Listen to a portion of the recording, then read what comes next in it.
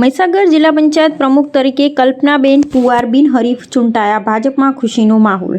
મહીસાગર જિલ્લા પંચાયત ખાતે આજે પ્રમુખ અને ઉપપ્રમુખ પદ માટે ચૂંટણી યોજાઈ હતી, જેમાં જિલ્લા પંચાયત પ્રમુખ પદ માટે કલ્પનાબેન શૈલેન્દ્રસિંહ પુવારે ઉમેદવારી નોંધાવી હતી।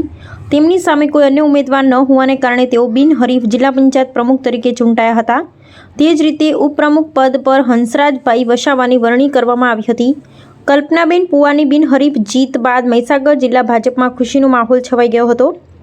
જિલ્લા ભાજપ પ્રમુખ દશરથભાઈ બારિયાનો કાર્યકરો અને આગેવાનો દ્વારા આભાર વ્યક્ત કરવામાં આવ્યો। જિલ્લા પંચાયત ખાતે ભાજપના કાર્યકરો દ્વારા ફટાકડા ફોડી મીઠાઈ ખવડાવી ઉજવણી કરવામાં આવી।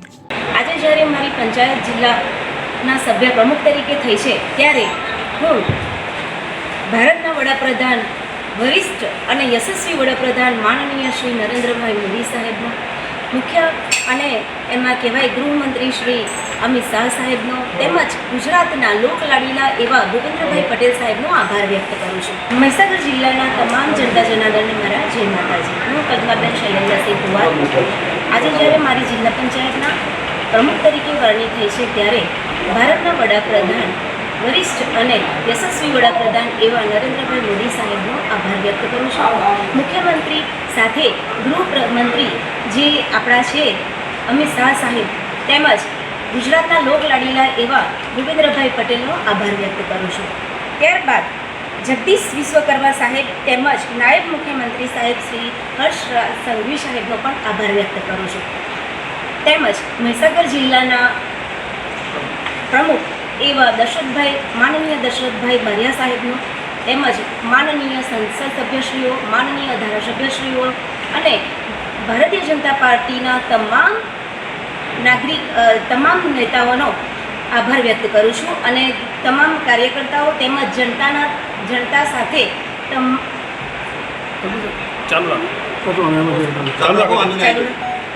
તેમજ જનતાના જે મારી સાથે છે અને એમનો વિશ્વાસ મારી સાથે છે, એ બધાનો, જેને પણ મારી સાથે રહી અને મને આ જીત અપાવી છે, એ તમામ દરેક વ્યક્તિનો હું તહે દિલથી આભાર માનું છું।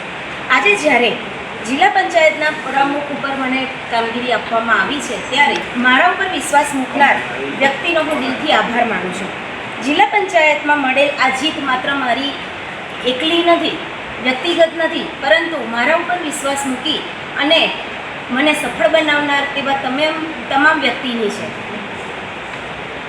જિલ્લા પ્રમુખ તરીકે મારી જવાબદારી મને જે સોંપવામાં આવી છે, તેને હું સંપૂર્ણ નિષ્ઠા, પારદર્શિતા અને સેવાભાવી નિભાવવાની સંકલ્પ કરું છું।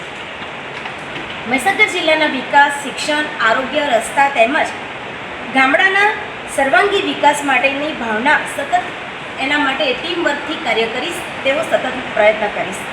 હું તમામ ચૂંટાયેલા સભ્યો, અધિકારીઓ અને જનતાને સાથે લઈને વિકાસના નવા માપદંડો સ્થાપિત કરવા પ્રયત્નશીલ રહીશ। ફરી એકવાર તમામનો હું દિલથી આભાર માનું છું। આપનો વિશ્વાસ જ મારી સૌથી મોટી શક્તિ છે। જય હિન્દ, જય ભારત, જય ગરવી ગુજરાત।